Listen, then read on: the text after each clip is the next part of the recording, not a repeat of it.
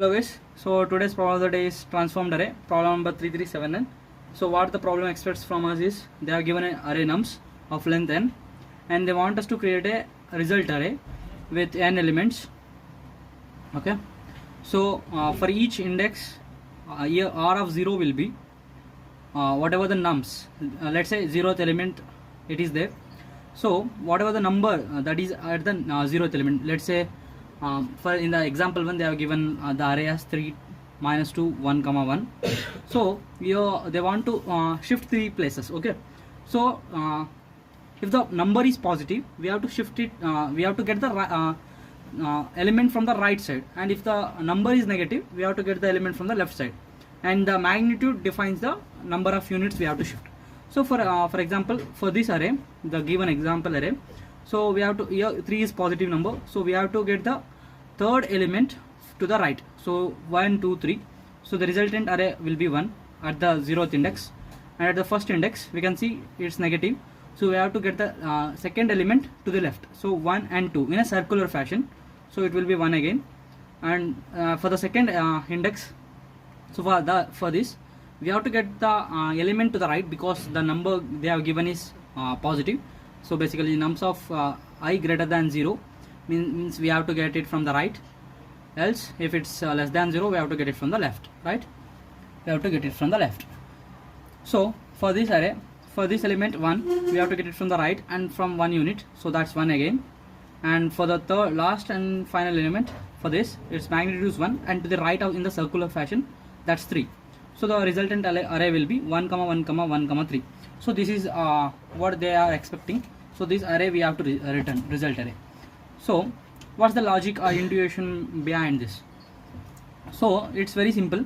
So for every element, for ith element in R, it will be the index which it is. So basically let's take minus 2. So index is 1. So if we have to shift 2 places, if we shift to the right, plus 2, if we shift to the left it's 1 minus 2, right? So we are shifting it to the left, so 1 minus 2 is basically minus 1. So minus 1 index doesn't exist, so we can add through modular arithmetic we can add n number here. So 1 minus 1 plus 4 modulo 4, that's 3. So the number at third index, so that's all. So what we can write the formula as I plus nums of I, right? Whatever we get modulo n here plus n, because so that the negative indexes are can be taken care of because of the array index out of bound error.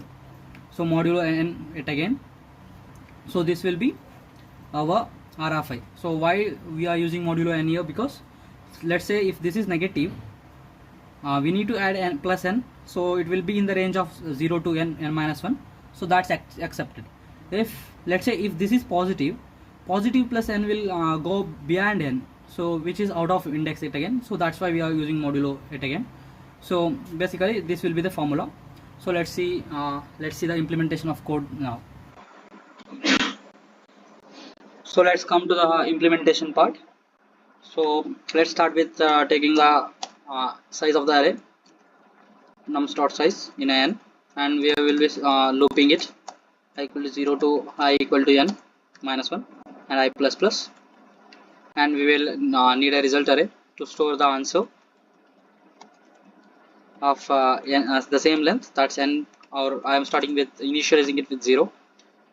So as I said the formula, the index to be rotated will be given by nums of I plus nums of I plus nums of I. So this will give the number of magnitude to where how many steps we have to rotate, and this modulo n, okay, plus n modulo n. So we are as I explained, we are why we are adding plus n here and modulo n here, and so the result of I Ri will be equal to nums of idx, the changed index, and we will be returning the result.